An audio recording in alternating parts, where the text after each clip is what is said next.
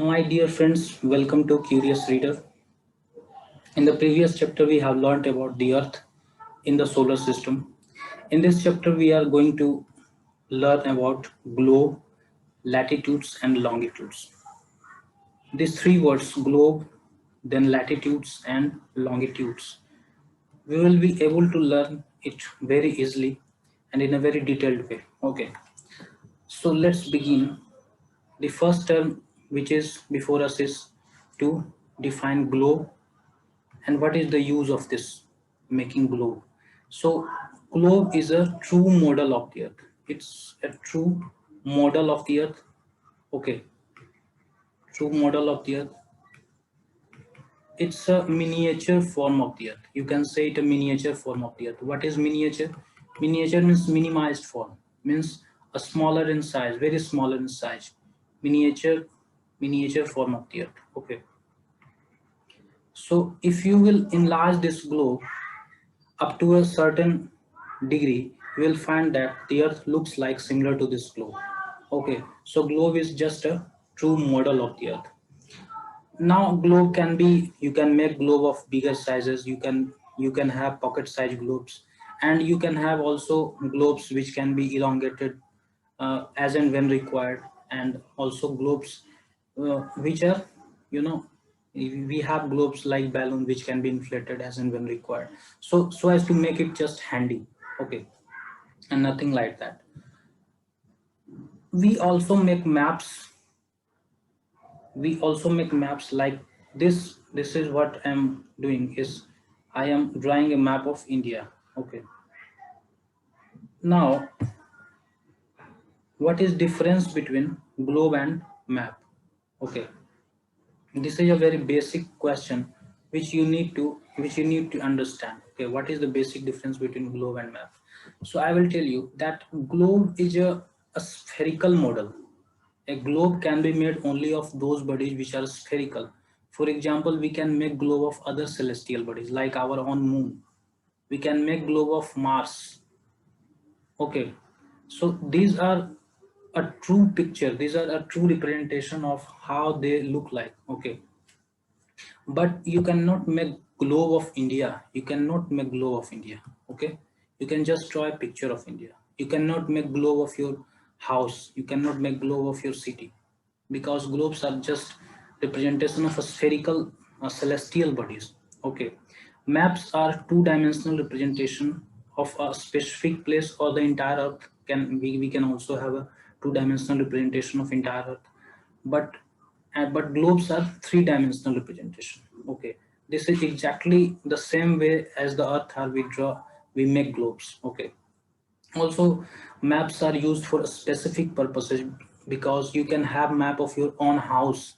Okay, so a specificity is something that differentiates map from the globe, because you on globe you just got a broader view of how earth looks like, but on map you can get detailed picture of a particular place. Okay, so this is the basic difference between globe and map. Okay, now this chapter is all about knowing how we how we place a particular position of how can we find a particular place on the earth on a globe. Okay, and for that there are many instruments. I mean, there are many concepts that we need to learn before knowing how uh, we locate a particular place on the globe. Okay, so first concept is about axis. My dear friends, as you can see in this globe is fixed along two pinpoints. As you can see in this globe is fixed along two pinpoints. The first is this pin, which is pierced into the north pole of the earth, and then there is a this pin from bottom which is pierced into south pole of the earth. Okay, and now this globe is fixed along these two pins, and if you rotate this globe, it will rotate along this two pins. So it is a fixed position of this globe. But our earth do not have pins which are pierced into earth. Okay, So it's just an imaginary line that we have drawn on this globe so as to understand how the earth rotates along its axis. Okay, as we know, the earth does not rotate along this perpendicular line.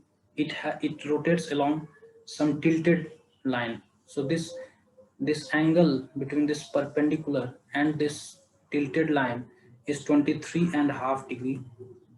Okay, and earth rotates along this line. This is called the axis. Okay, in real there is no such thing like which passes through the earth. This is just an imaginary line because the earth has been seen rotating along this tilted in this tilted fashion and not in this manner. Okay, it always rotates along this axis and not along this fashion. Okay, so that is why this globe has two pinpoints that is pierced into the globe. Okay, so hope you have understood this axis. And now, what is this North Pole and the South Pole? As I have already told you that these two pinpoints that is pierced into the globe, one is forms the North Pole and the other forms the South Pole. Okay. On Earth, we have also this imaginary North Pole and the South Pole. Okay. Now, what is equator? So, my dear friends, this is our Earth, which is geoid, which is also called geoid, because its elongation along, because it's flattened along its north and south, and also some flattenment is there, also bulge there along its center position. So equator is basically an imaginary line which divides our Earth into two equal halves. Most specifically, if you will see, this is the equator. If you draw a two-dimensional picture of our Earth, you will see that globe passes through middle of the Earth, dividing Earth into two hemispheres.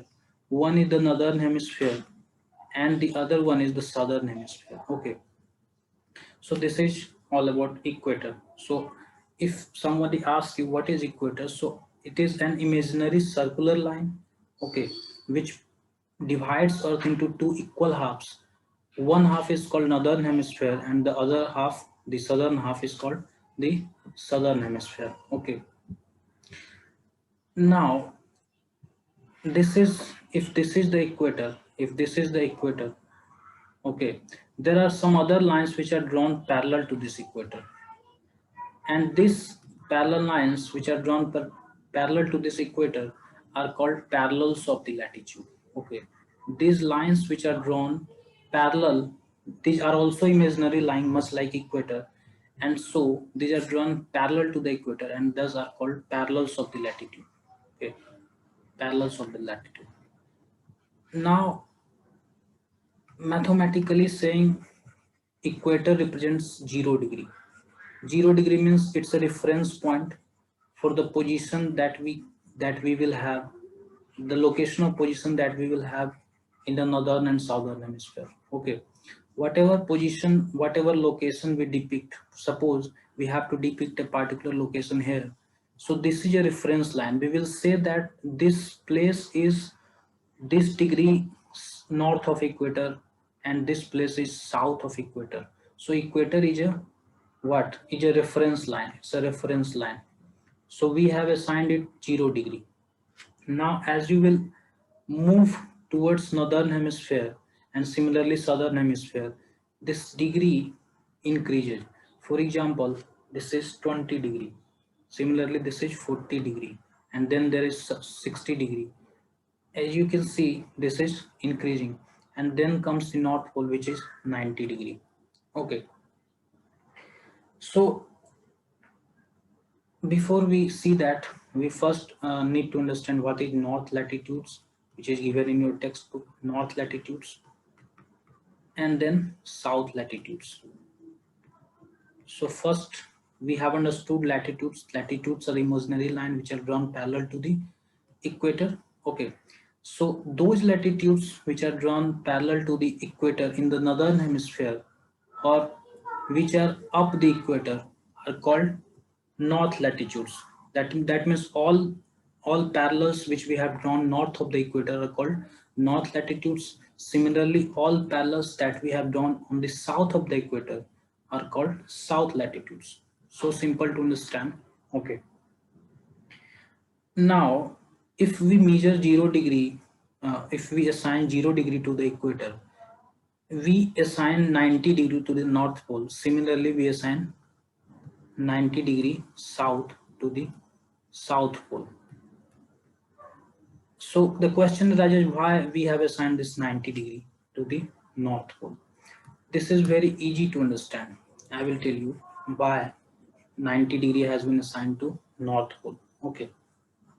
Now, as we already know that our earth is like flattened at the top and there is a bulge along its equator. There is a bulge along its equator. Okay, now this distance, suppose this is the equator. Okay, not this fat, not this so much thick, just a single line we need to draw to understand more precisely. Just a single line. Suppose this is the equator and this is the northern hemisphere and this is the southern hemisphere. Similarly, this is the north pole and this is our south pole. Okay, now if suppose if this is the center of the earth and this distance is a and this distance have a different color, so can we have a clarity of mind. Suppose this distance is b, means I'm talking about this distance which is b. Now a is clearly smaller than b, means that the distance of north pole from this center of the earth is smaller than the distance of center from this easternmost part of the globe. Okay, so b is greater than a here. Okay, now to being more precise, I will say that a is 1/4 b, means b is 4 times larger than a. Okay, this distance b is 4 times a. Okay, now the whole earth is 360 degree because of its spherical shape around the globe. So whole earth is 360 degree. So what will be 1/4 of this 360 degree? This is 90 degree. Okay, that is why we have assigned 90 degree to this north pole and south pole. Okay, I hope you will have understand this very easily. Okay, and this all is because of the shape of the earth that is not completely spherical. Okay, so now moving forwards, we have already dealt about parallels of latitudes. Now we will be dealing with some more important parallels of the latitude. Some important parallels of the latitude we will see in this topic. Okay, it's very easy to understand. We have already seen, suppose this is Earth, we have already seen this equator divides Earth into two equal halves and it has been assigned 0 degree. And then we also know that this is 90 degree North Pole and South Pole is assigned 90 degree again. Now, in addition to this North Pole, this equator, and then the South Pole, we have some more parallels of the latitude. One of them being Tropic of Cancer. One of them being Tropic of Cancer. Then we have Tropic of Capricorn. Okay. Similarly, we have Tropic of Cancer here as well. So, sorry, this is Tropic of Cancer, 23.5 degree parallel latitude in the northern hemisphere is called Tropic of Cancer. And this similarly 23.5 degree parallel latitude south of the equator is called Tropic of Capricorn. Okay. This 66.5 degree latitude which is parallel to the equator in the northern hemisphere, this is called Arctic Circle. Okay. This is called Arctic Circle. And this 66.5 degree latitude which is south of the equator is called Antarctic Circle. We know that Antarctica is on the south of the earth and Arctic is on the north of the earth. Okay, so that is why this naming has been done on the name of Arctic Circle and this on the basis of Antarctic island. Okay, very easy to understand. You can draw on your own. This is earth, this is equator, this is Tropic of Cancer. Okay, this is Arctic Circle.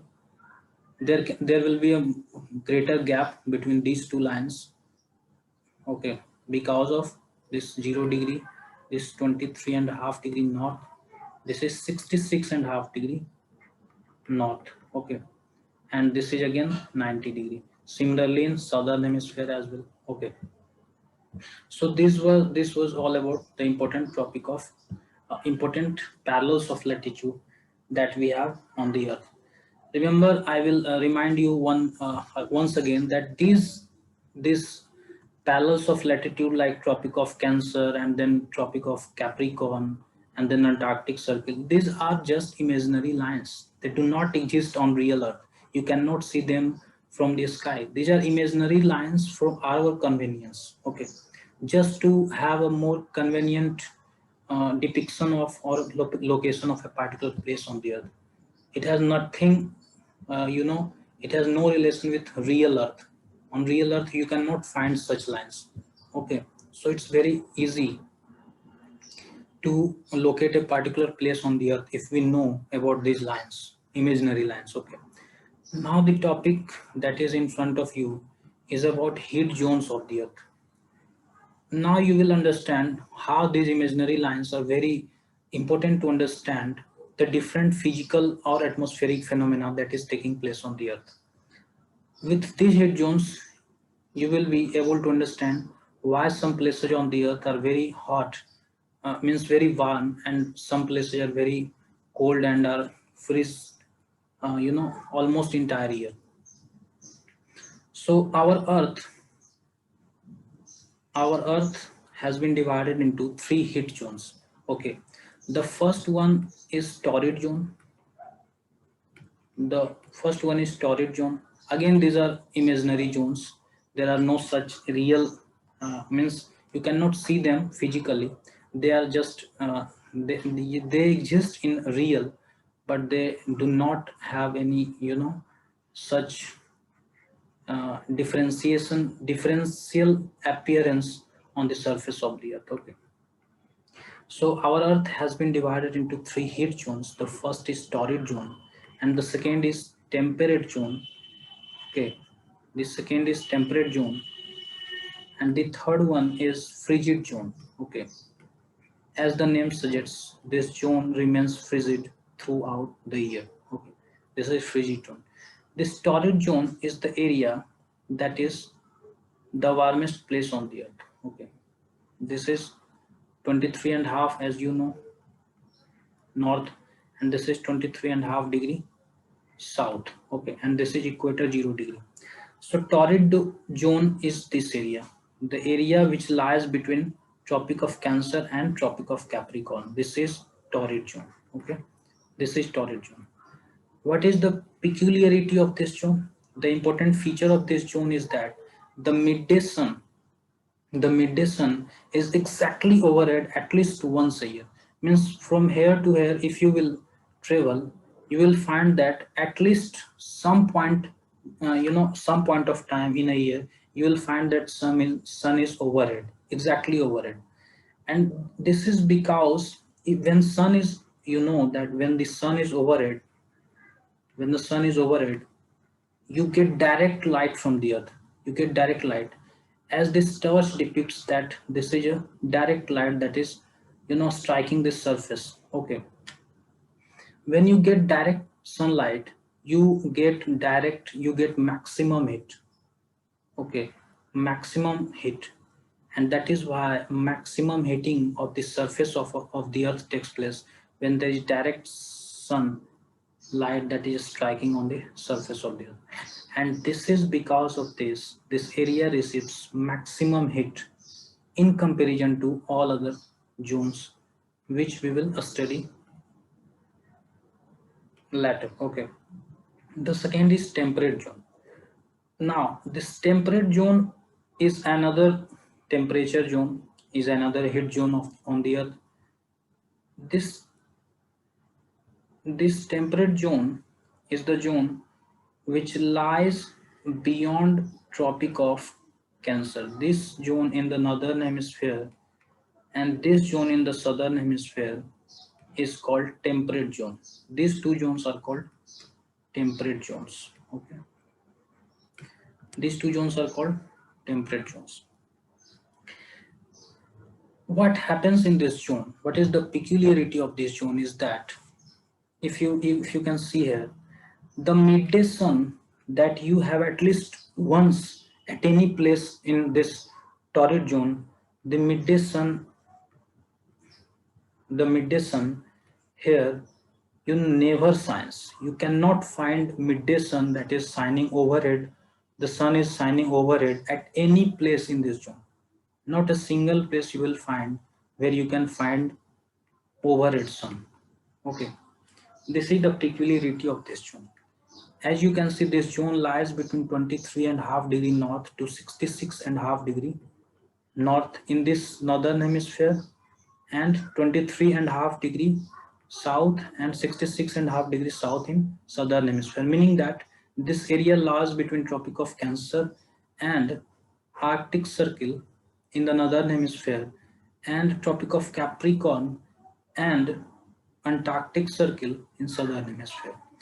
What is the peculiarity of this zone? The midday sun never shines overhead on any latitude. Okay, on any latitude in this zone, meaning that you are not going to find any place on which you will find a midday sun shining just overhead. And because of this phenomena, what happens is that if you do not find a direct sunlight, you get a slant sunlight, and this slant sunlight has less heat and less heating capacity. So heat the surface of the earth gets less heated in comparison to the torrid zone. So this is a relatively cooler place on the earth. The temperature here are moderate. Moderate means you will not find extreme of temperatures. You will not find too much high temperature and too much cold temperature. There are temperate, moderate temperatures here. Okay. Now the last zone that we come across is frigid zone. Now what is this frigid zone? Frigid zone is another heat zone on the surface on the earth. Okay. Frigid zone are the areas that lies beyond this Arctic Circle in the northern hemisphere and Antarctic Circle in the southern hemisphere. Okay. This area is called frigid zone in the southern hemisphere and this area is frigid zone in northern hemisphere. What is the peculiarity of this zone? This area is very cold, very cold. This is only because you will not find sun uh, much above the horizon here, so you will get much of the light here, just slant light. Okay, okay. And if you get slant light, you are not going to you are not going to make off much of the heat of the sun, and that is why this area remains covered with snow perennially. Means throughout the year you will find that the snow are covering this area. This same phenomena happens in Arctic Circle and this same phenomena happens in Antarctic Circle as well. Okay, this is the area of Antarctic Circle and this is the area which is beyond Arctic Circle. So this area is freezed throughout the year because the rays of the sun are always slanting. What is slanting rays? Slanting rays are such rays which are not falling directly on the earth. This is direct sun that is falling. This is a little slant and this is almost slant light. So in this maximum heat you will get, in this comparatively lower heat than this, and this in this list of heat you will get. So there is no much of heating taking place on the surface of the earth, and so the whole area is covered with snow perennially throughout the year. Okay. Now we have covered all these three zones on the earth. Now we will be looking at the longitudes on the earth.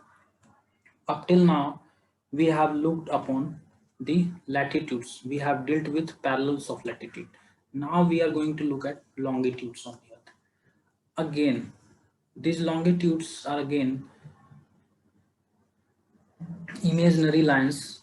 You know, these longitudes are again imaginary lines. No such lines exist on the real earth. They are imaginary lines that we draw for our own convenience of a study, okay, and location of places on the earth. So these are imaginary lines that runs from North Pole to South Pole, okay.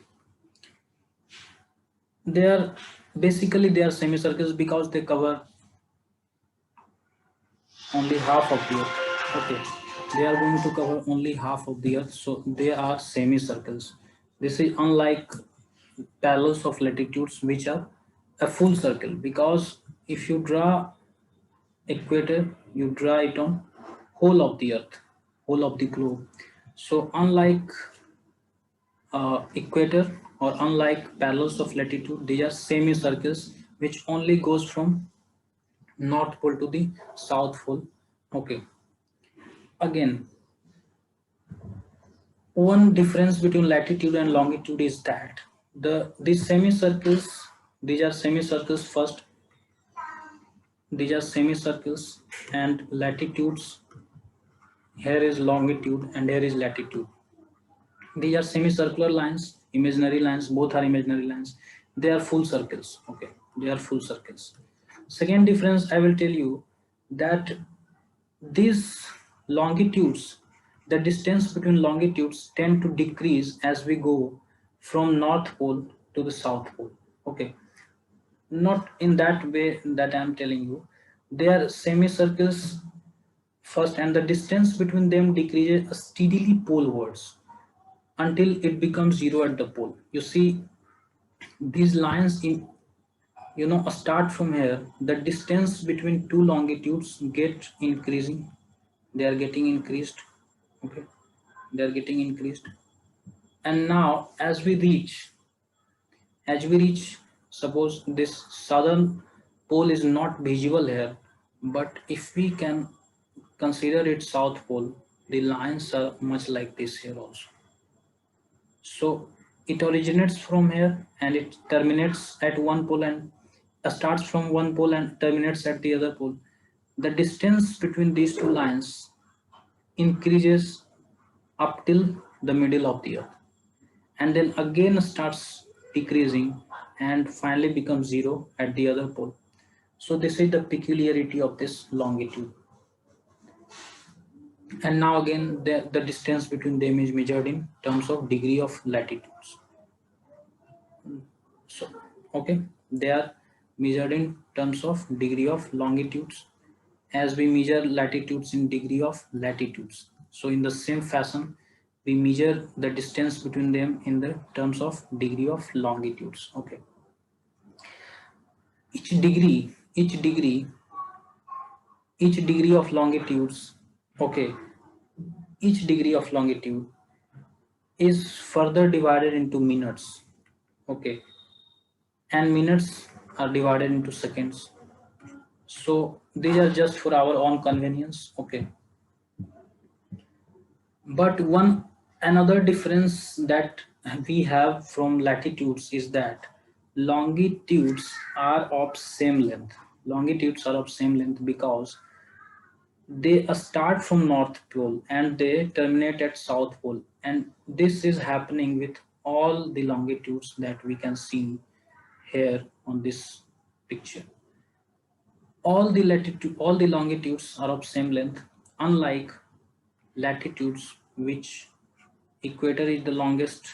We know equator is the longest latitude.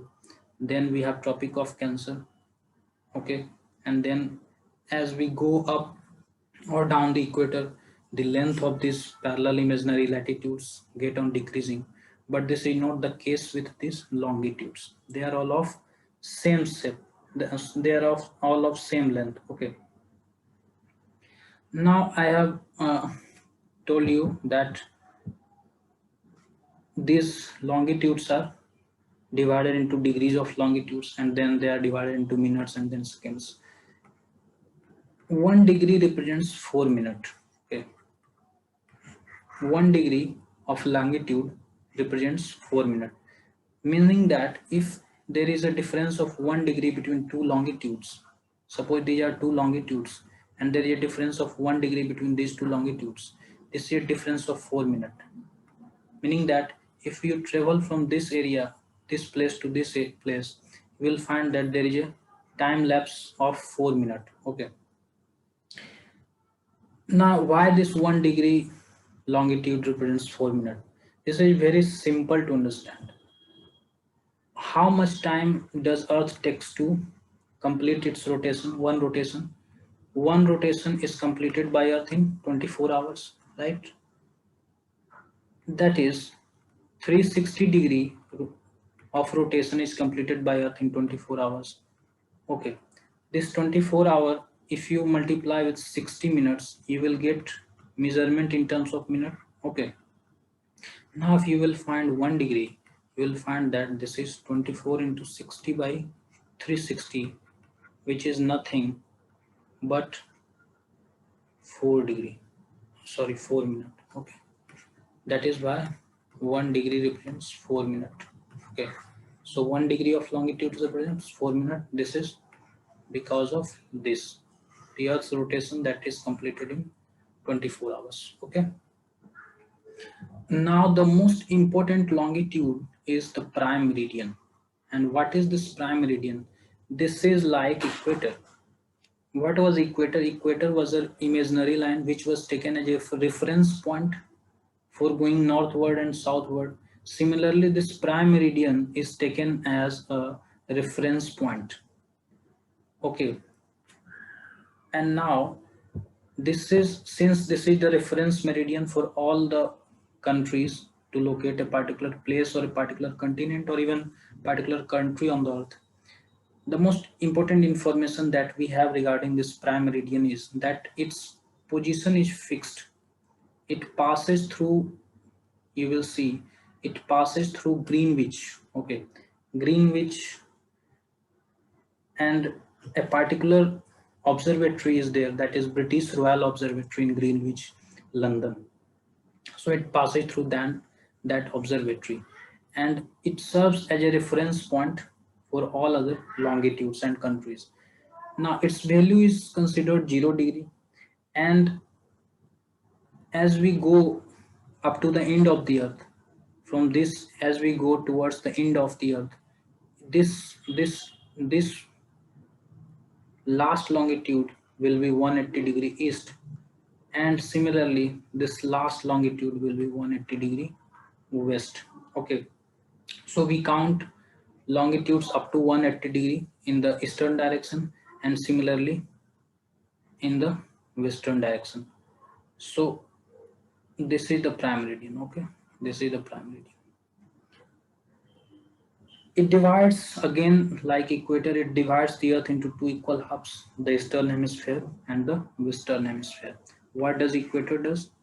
It divides earth into northern hemisphere and southern hemisphere. So prime meridian divides earth into eastern hemisphere and western hemisphere. Okay, okay, hope you have got it. So what is the easternmost meridian? This is 180 degree east. This is not I'm sorry, this is not the 180 degree east. 180 degree east will be just like on the other side of this prime meridian. Okay,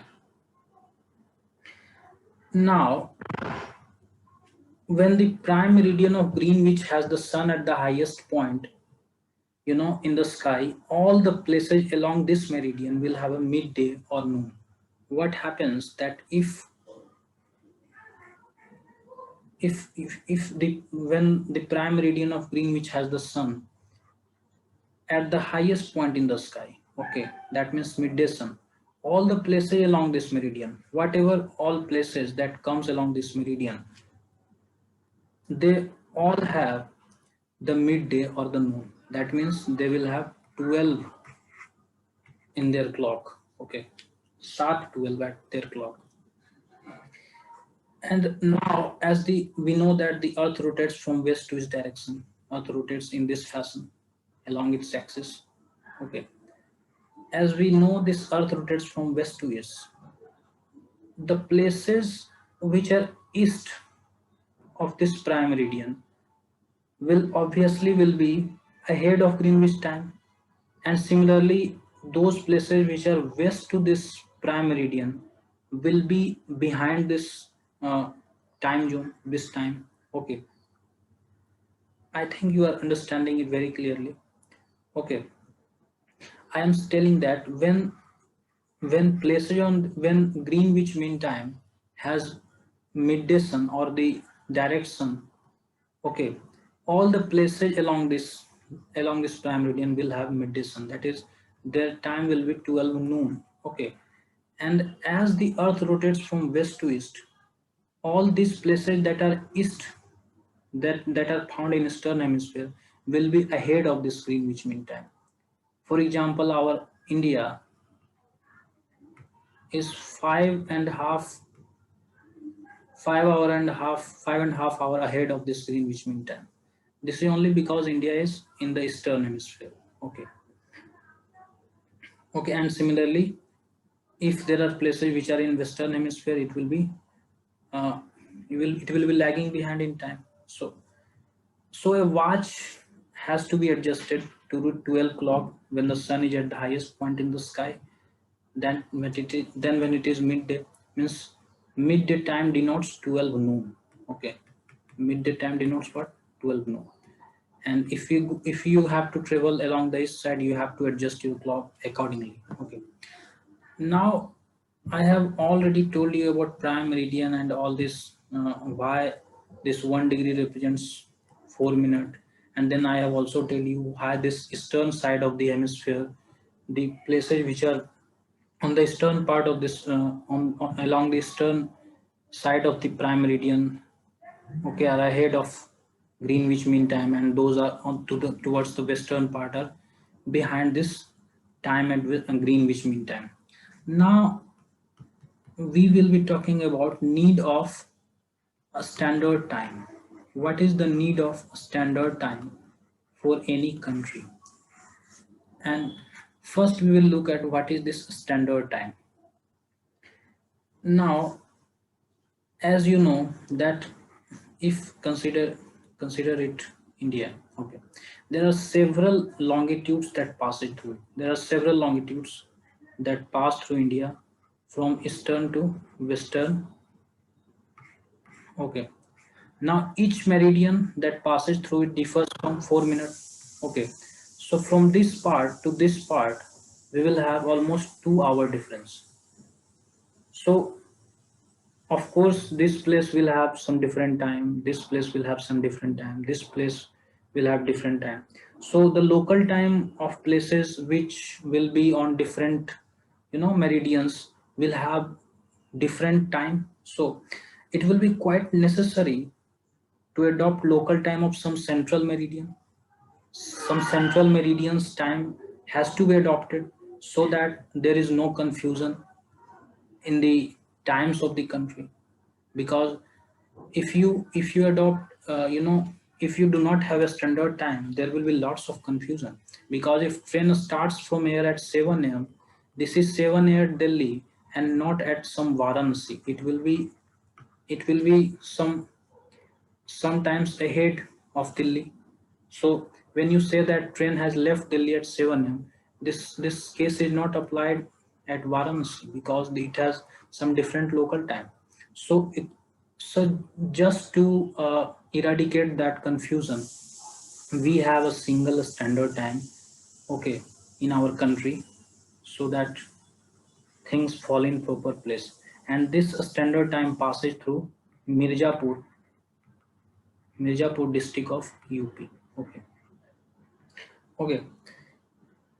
This is 82.5 degree east. Okay. As we are on the eastern hemisphere, so it is 82.5 degrees east. And this longitude is called Indian Standard Time, IST. Okay. This is called Indian Standard Time. And with respect to Greenwich time, it is 5.5 degree ahead of GWH. Greenwich Mean Time. It is ahead 5.5 half hour ahead of the Greenwich Mean Time. Okay, meaning that if it is 12 noon at Greenwich Mean Time, it will be 5:30 p.m. in India. Okay, according to Indian Standard Time. So there are questions that are asked that if there is Greenwich Mean Time clock so 12 noon, what will be the time in India at that time? So clearly you have just to add 5.5 hours in this time. Okay. And if there is another question that asks that this is 12 noon at this, and its longitude is given, you just have to add, you just have to differentiate how, what is the difference between the longitude of this place and longitude of India, means 82.5 degree. And if you get suppose 25 degree, you will just have to multiply it with 4 minutes and you will get 100 minute agents. So these type of questions are asked sometimes in the exam. Now some countries which have very vast longitudinal extent, for example Russia. For example Russia is this country. It has a very vast longitudinal extent. Okay, this is Russia. You can see it has a very vast longitudinal extent. So it had adopted multiple time zones. There are 11 time zones in Russia. 11 time zones. Okay. The whole earth, in this figure you will be clearly able to understand that this whole earth is divided into 24 time zones. Okay, at the interval of 1 hour each. Okay, so each zone that covers, that is separated from other zone by 15 degree latitude, 15 degree longitude. It means that each longitude is separated by how many time? 15 into 4 means 60 minutes. What I have said just is that the whole earth is divided into 24 time zones. 24 time zones. Meaning that there are 24 parallels of longitude. There are 24 parallels of longitude.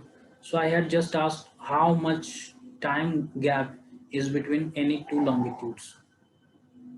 Okay, since each one is separated by 1 hour.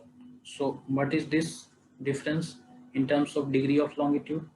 So 4 minute indicates 1 degree.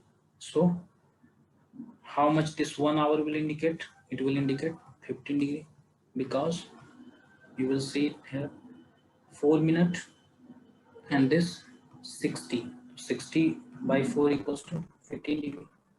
Very easy to understand. Okay. So this is all about this chapter. In this figure, there is a description of international date line. I will make it more clear. Okay, this is international date line.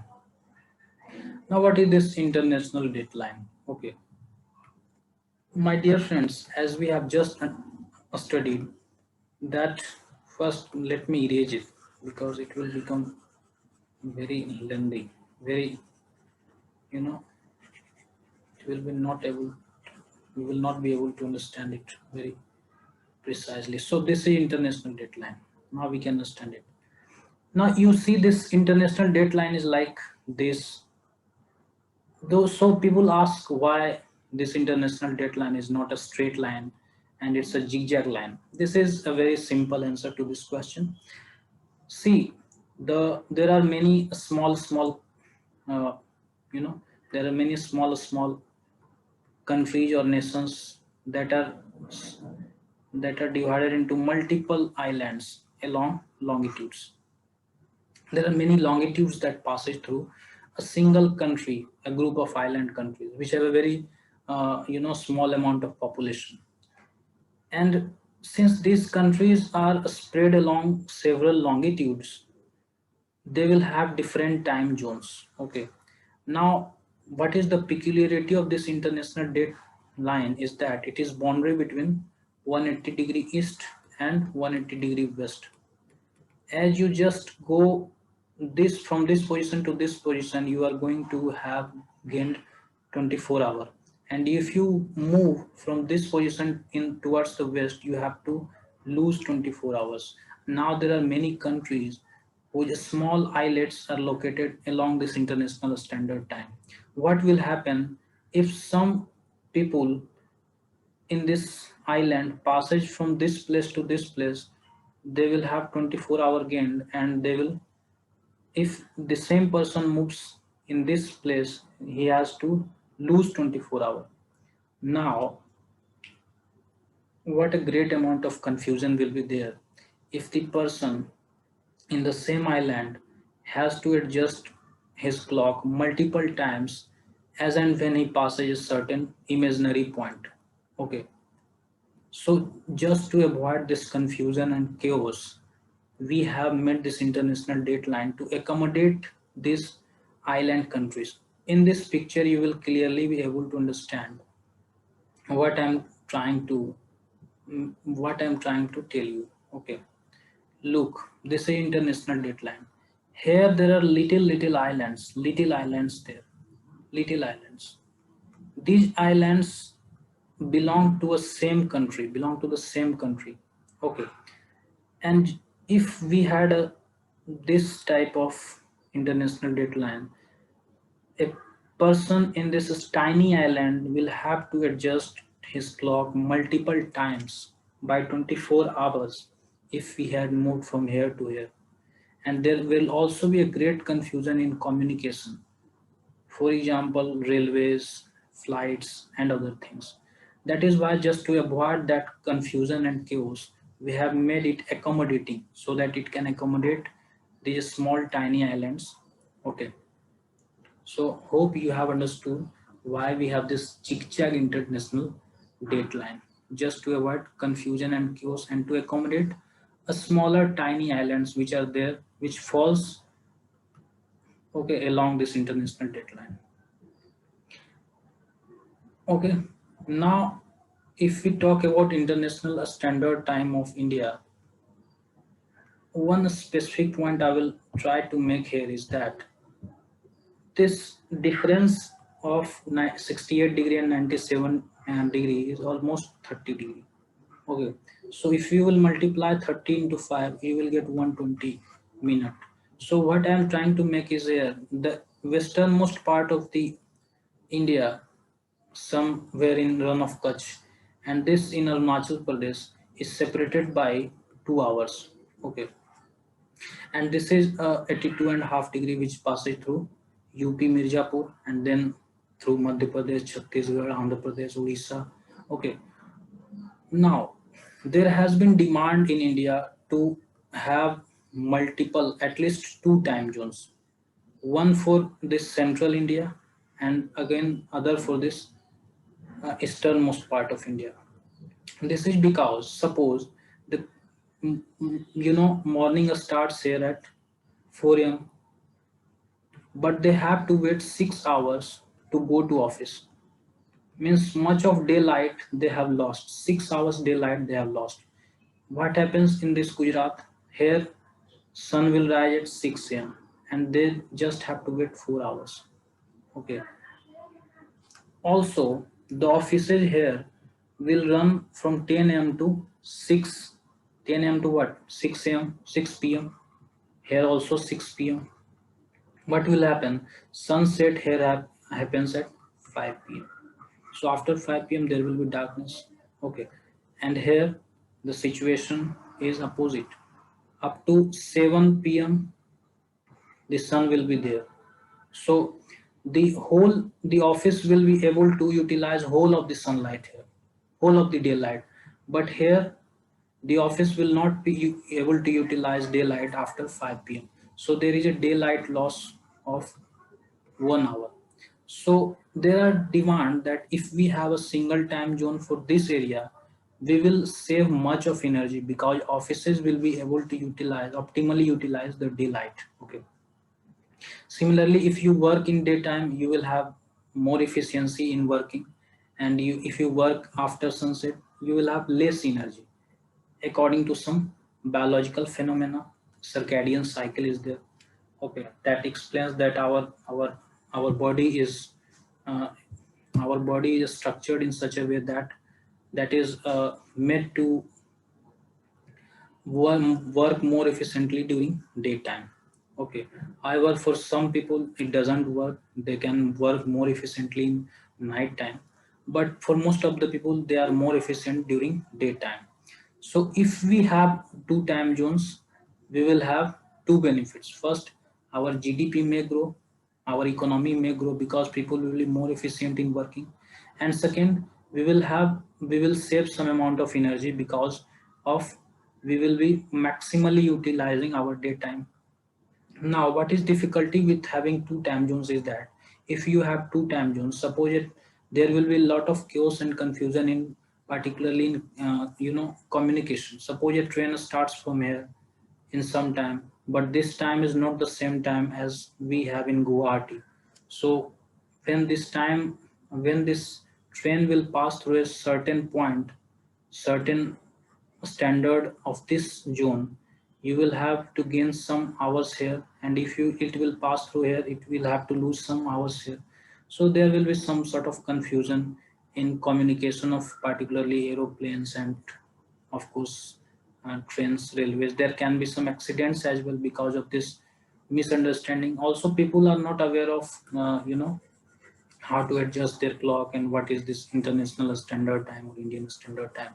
So we have a single standard time in India. Okay.